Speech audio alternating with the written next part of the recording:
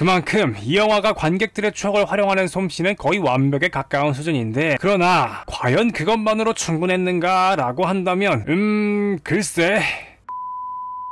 안녕하세요 여러분, 김알배입니다. 눈 내리는 거 처음 보는 개새끼 마냥 또다시 지랄맞게 설쳐대기 시작한 코로나 바이러스로 인해 영업시간 10시 제한의 늪에 빠지게 되면서 다시금 암흑기에 접어들게 된 영화관이지만, 그런 와중에도 팬데믹 이후 최고 예매율을 갱신하며 거의 대학교 수강 신청급의 예매 경쟁을 불러일으키고 있는 대작이 있죠. 바로 스파이더맨 노웨이 홈 입니다. 그 인기를 반증하듯 엄청난 수의 관람객 평점과 영화 유튜버들 사이에서 쏟아져 나오고 있는 찬양에 가까운 리뷰 영상들만 봐도 이 영화의 완성도를 짐작하기는 어렵지 않은데요. 그래서 저도 물론 와 진짜 존나 재밌다 하면서 보긴 했습니다만, 과연 이게 최선이었는가에 대해선 이야기해볼 필요가 있을 것 같습니다. 그런 의미에서 오늘의 돌맛집과 무서운 리뷰, 스파이더맨 노웨이 홈 솔직 후기 입니다. 오늘은 줄거리도 생략하고 진짜 바로 들어가 보도록 하죠. 영화 들려주는 김알배.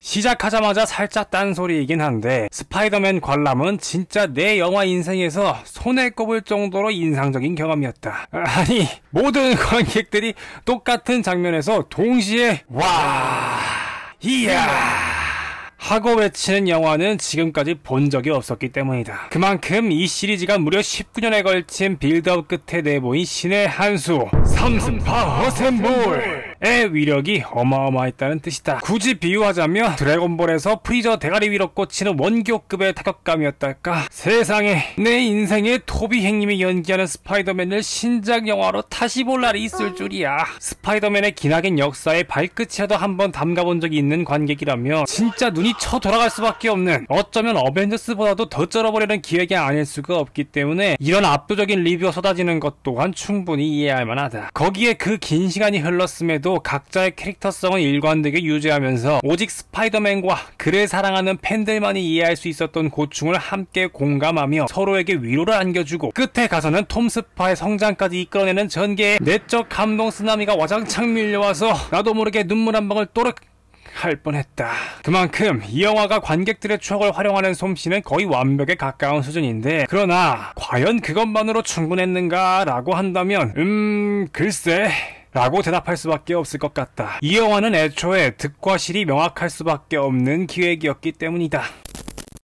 스파이더맨의 대표적인 아치에너미 문어발 박사와 녹즙 도깨비를 시작으로 예고편을 통해 차례로 등장한 시니스터 6, 빌런 버전의 어벤져스를 보는 것만 같은 그들의 강렬한 등장은 관객들로 하여금 삼스파 어셈블의 가능성을 처음으로 확신하게 하며 영화에 대한 기대치를 끌어올리는 발판이 돼주기도 했다. 여기서 제작진은 그 빌런들의 기존 배우들을 그대로 캐스팅함으로써 이전 시리즈에 대한 존중을 표하기도 하는데, 관상부터가 녹즙 도깨비 그 자체인 윌렘 데포에게 너무나 진심이 었던 내 입장에선 이런 캐스팅은 감사하지 않을 수 없는 결정이었다. 그만큼 시니스터 6는 삼스파 어셈블 다음가는 강력한 셀링 포인트였다고 생각하는데, 하지만 이는 곧 이 영화의 가장 큰 아쉬움이 되기도 한다. 러닝타임에 비해 등장하는 머가리수가 하도 많다 보니 각자의 세계관 속에서 스파이더맨의 최강의 숙적이자 악당이면서도 나름의 고뇌를 갖고 있다는 점이 존나게 매력적이었던 그들이 이 영화에선 뭐랄까, 옆 동네 짱 먹으려고 손잡고 넘어온 양아치 패거리 정도로밖엔 보이지 않는다고나 할까.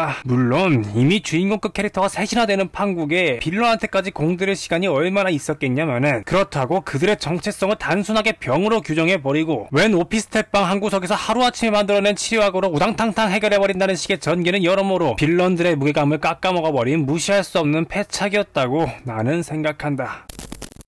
삼스파 대 시니스터 6.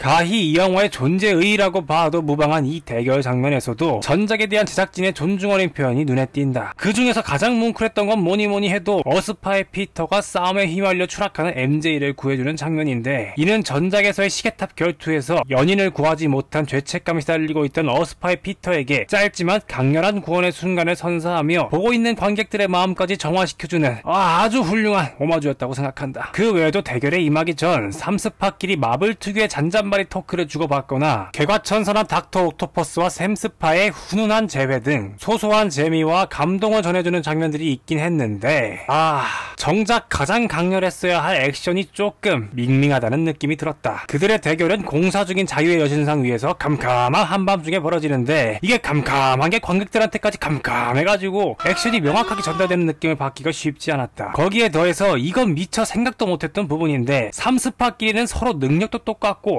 심지어 코스튬까지 거의 복사 붙여놓기 수준이다 보니까 이게 누가 누구를 쪼이트 까고 있고 누가 누구한테 얻어맞고 있는 건지 쉽게 구분이 가질 않더라. 물론 삼스파가 떼거지로 웹스윙을 시작하는 순간의 쾌감이야 어마어마하지만 그들의 연계를 충분히 살려주지 못한 액션의 전개가 다소 아쉬움을 남긴다는 것이다. 오히려 영화 초반에 차원을 가지고 노는 닥터 스트레인지와 의외로 팽팽하게 맞서는 톰 스파의 소소한 대결 양상이 훨씬 더 인상적이었는데 말하자면 배보다 배꼽이 아주 조금 더 큰 경우로 보인다고나 할까.